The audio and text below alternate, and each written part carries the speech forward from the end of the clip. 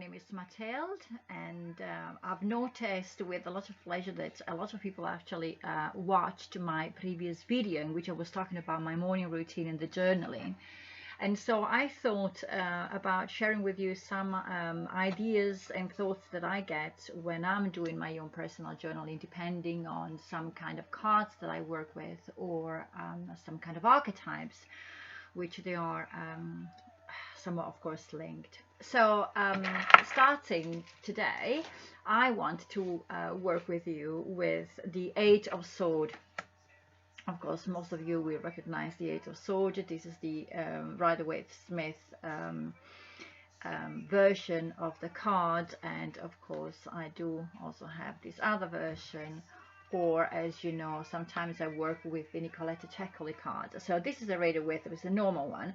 This tarot deck here is a tarot that I've just purchased, a set that I've just purchased, which is called the Dreaming Way Tarot by Roman Coy, and I've put the link, of course, on the description below. And the other ones are these are the Nicoletta Ceccoli tarot, which I've used and shown you before in the other video. So the Eight of Swords, what I find always extremely important whenever I'm working with cards and I'm doing my journal is the fact that I could stop at the very first impression. I.e., for example, I could stop and think that the Eight of Swords usually is defined as I don't know, as somebody who's been cast off. There are bonds, there are obligations, and this is what the Eight of Swords stands normally for. So in any given reading, you could use the divination aspect of the card and the esoteric part of the card, and just decide that, of course, or say that, you know, there is something that I'm bound somewhere. There's some obligation. I'm restrained. Yeah, there are choices probably that I need to make, and this is probably not my also habitual behavior, and etc. So this is the classical divination description that somebody could use. On another level, we could go, for example, a bit deeper with the description and see, for example, that this woman is alone in the card. First of all, there are no other people in the cards with her. She is bound. Her eyes, of course, are also closed and covered. She's surrounded by swords. There is water and there is a castle in the distance that you can see. The colors predominant in this card are a light gray, orange, and of course the greenish blue teal kind of color of the water. What I notice on another deeper level, of course, besides the description, is that it is very true that the eyes of this woman are covered. It is also very true that she's bound and tied in some kind of rope, but this seems to be quite loose, and there is nothing that actually blocks her feet from moving. And the circle of swords is actually a semicircle because it is open, which means that the person could easily walk away from the situation. So one of the questions is, for example, is there any situation in my life while I journal? This is one of the things that I think. Is there any situation in my life in which I think I'm stuck, but actually I'm not? Another thought is there any situation in which I put myself in here? Because any person from the castle or from anywhere else, there is nobody else in the card but the figure.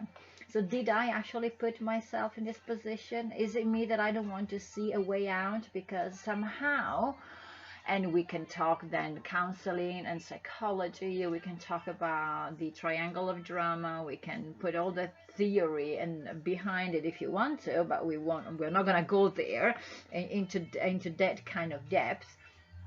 But for example, what am I comfortable somehow still in this position?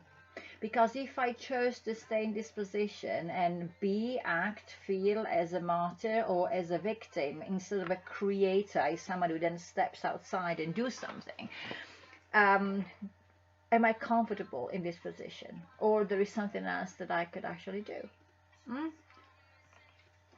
Similar, of course, is in the version of this Eight of Swords.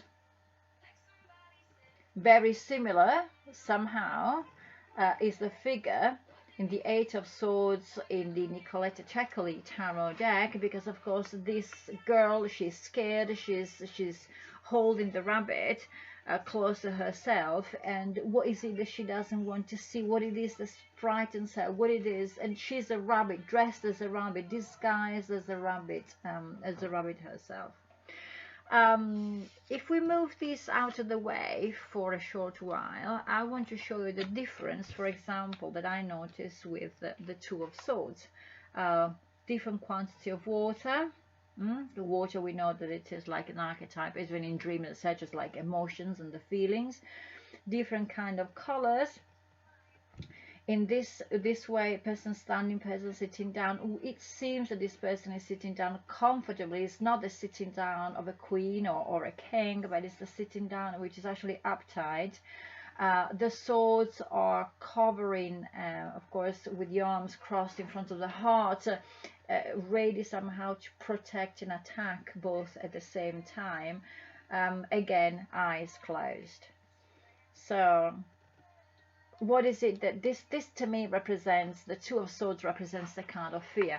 What is it that scares me so much that I pretend that I'm okay in this sort of like sea of emotion behind me? Why can't I?